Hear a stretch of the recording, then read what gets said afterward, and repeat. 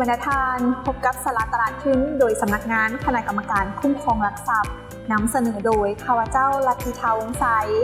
แน่นอนว่ามาพบกันแบบนี้บ่พลาดที่จะเอาสาระดีๆมาให้บรรณาทานได้รับชมรับทราบกันบรรณาทานอาจจะเคยได้ยินเกี่ยวกับหุ้นกู้สีเขียวสังคมและยินยงแต่บรรณาทานรู้บ่ว่าหุ้นกู้สีเขียวแม่นหยังหุ้นกู้สังคมแม่นหยังและหุ้นกู้ยินยงแม่นหยังมีความแตกต่างกันคือแนวใดในวิดีโอนี้มีคำตอบ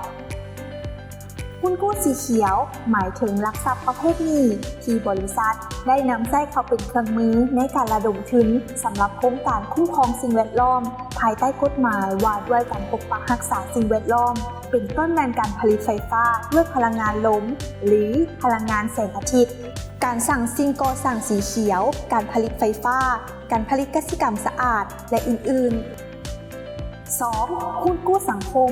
สำหรับหุ้นกู้สังคมหมายถึงหลักทรัพย์ประเภทนี้ที่บริษัทได้นำเป็นเครื่องมือในการระดมทุนเพื่อนำใช้เข้าในการพัฒนาสังคมและคุณภาพชีวิตของคนในสังคมเป็นต้นแบบการให้บริการด้านสาธารณสุขการส่งเสริมการศึกษาและการสนองน้ำสะอาดการพัฒนาชุมชนและอื่นๆและหุ้นกู้ยินยงก็หมายถึงหลักทรัพย์ประเภทนี้ที่บริษัทใช้เป็นเครื่องมือในการระดมทุน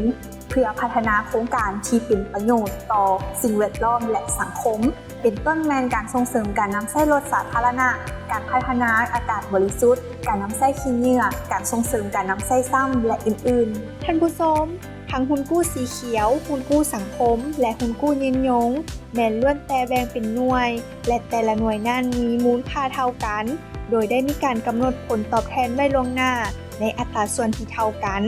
ผู้ถือหุ้นกู้แม้นมีฐานะเป็นเจ้าหนี้ของบริษัทและทั้งหมดนี้ก็เป็นสาระตลาดทุนเกี่ยวกับหุ้นกู้สีเขียวสังคมและยินยงหลังจากที่รับชมไปหวังว่าจะมีความเข้าใจเพิ่มขึ้นบ่หลายก็น้อยตอนนี้ก็เพื่อความเข้าใจและเป็นบทอิงให้กับบรรณาทานในการจัดตั้งปฏิบัติเวียกงานหรือผู้ที่มีความสนใจต่อกับเวียกงานตลาดทุน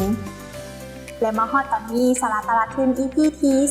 39ก็ได้สิ้นสุดลงเพียงเท่านี้อย่าลืมติดตามมาใน EP ต่อไปทางทีมงานจะมีเนื้อในใดมาฝากบรรณาทานสำหรับตอนนี้ข้าพเจ้าลัทธิธาวงศ์ใสพร้อมด้วยทีมงานขอลาไปก่อนสวัสดี